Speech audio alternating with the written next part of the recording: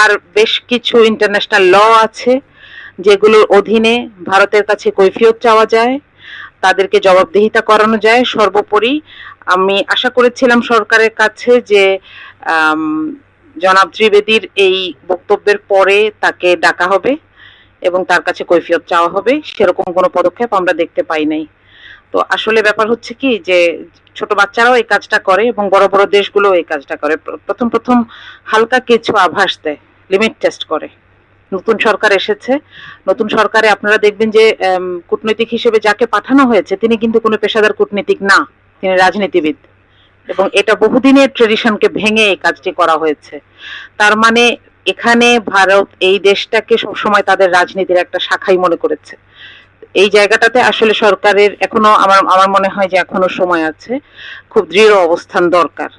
শুধু আমাকে ডেকেছে, আমি সেখানে যাই নাই, অন্য দেশে গিয়েছি, এই প্রেফারেন্স দিয়ে কূটনৈতিক মর্যাদা রক্ষার কাজটি শেষ হয়ে যায় না। তো আপনাদের কনসেপ্ট পেপারে আমি দেখলাম যে বেশ কিছু প্রস্তাবনাও আছে। তো আমি গ্রিন পার্টি সহ এই কনসেপ্টে আপনাদের যে চিন্তা সেটাকে সাধুবাদ জানাই। আসসালামু আলাইকুম। এগুলো মেনটেন করছি না, ফলত আমরা দেখতে পাচ্ছি এখানে সীমান্ত হত্যার মতো বা পুশিনের মতো ঘটনা যখন ঘটে, আমরা সামাজিক একটা ঐক্যমত্য তৈরি করতে পারি না যে এই সবগুলো ঘটনা, সেই সাথে এই তিস্তার পানি চুক্তি বা এখানে যে আমাদের যে পানির অববাহিকায় আমাদের যে রাইট, সেটা নিয়ে আমরা ইন্টারন্যাশনাল কোর্টে একটা শক্ত জনমত গড়ে তুলতে পারি না। আমাদেরকে অবশ্যই সামনে এই চুক্তিগুলো নিয়ে, এই সীমান্ত হত্যা নিয়ে এবং এই তিস্তার যে অববাহিকা সেটা নিয়ে অবশ্যই ইন্টারন্যাশনাল কোর্টে আমাদেরকে গুরুত্বপূর্ণ ভূমিকা রাখতে হবে, এবং এটার জন্য আমাদের নতুন ধরনের পররাষ্ট্রনীতি, নতুন ধরনের পররাষ্ট্রনৈতিক মানুষ আমাদেরকে তৈরি করতে হবে। খুব পরিষ্কারভাবে বলে দিতে চাই যে যারা নৈতিকভাবে এবং আদর্শিকভাবে নিজেদেরকে শক্ত অবস্থানে রাখতে ব্যর্থ হচ্ছেন, তাদের মুখে মানায় না যে আপনারা আরেকটা কোন আধিপত্যকে মোকাবেলা করবেন, এটা মানায় না। মোকাবেলা করার জন্য ওই নৈতিক আদর্শ মানদণ্ড অবশ্যই থাকতে হবে। সকলকে ধন্যবাদ। আসসালামু আলাইকুম। ভারতের যে পররাষ্ট্রনৈতিক সম্পর্ক, এই বিষয়গুলো সম্পর্কে যদি আমরা একটা গঠনমূলক জায়গায় যেতে চাই,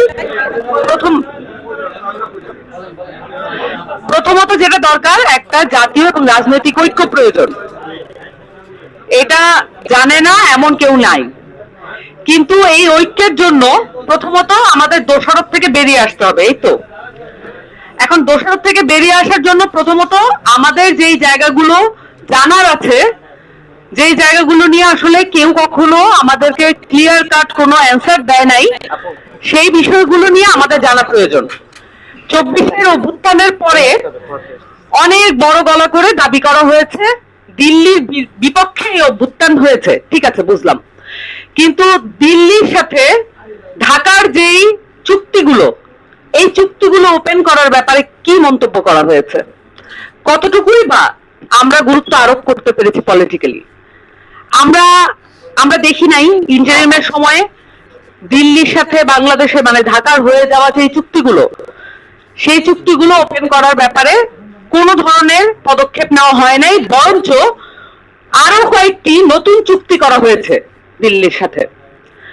এবং আমি এখানে বলে রাখতে চাই, আমরা যে স্লোগানটা খুব পপুলারলি দিয়ে থাকি, দিল্লি না ঢাকা, এই স্লোগানটা একটা খুবই ভুল স্লোগান। এই স্লোগানটা হওয়া উচিত দিল্লি না বাংলাদেশ, কারণ আপনার পুরো ভারতের সকল মানুষ দিল্লির এই শাসন ব্যবস্থার সাথে একমত নয়, প্রথমত। দ্বিতীয়ত, দিল্লির সাথে হয়েছে এবং এই চক্রান্তের সাথে দেশের একটা গোষ্ঠী যেভাবে হাবিয়েছে, ঠিক একইভাবে আন্তর্জাতিক একটি গোষ্ঠী তারাও কিভাবে এই সম্পর্কে বিতর্কিত করা যায় সেই লক্ষ্যে কাজ করছে। বাংলাদেশের মাননীয় প্রধানমন্ত্রী এবং বাংলাদেশের মাননীয় প্রধানমন্ত্রীর বাবা শহীদ প্রেসিডেন্ট জিয়াউর রহমান, দেশনেত্রী বেগম খালেদা জিয়া, আমি মনে করি বিএনপি সবসময় আগ্রাসনের বিরুদ্ধে সোচ্চার ভাবে কথা বলেছে। বিএনপি সরকার যে সময় ক্ষমতায় আসে, সে সময় আমাদের বিজিবির শক্তি বেড়ে যায়, সাহস বেড়ে যায়, আপনারা নিশ্চয়ই সামাজিক যোগাযোগ মাধ্যমে কয়েকটি ভিডিও দেখেছেন। সেখানে বিজিবির কয়েকজন সদস্য বলছে, তোমরা যদি গুলি চালাও আমরা চুরি পরে বসে থাকবো না, আমরাও পাল্টা গুলি চালাবো। এছাড়া আরো অনেকগুলো ভিডিও দেখেছেন যে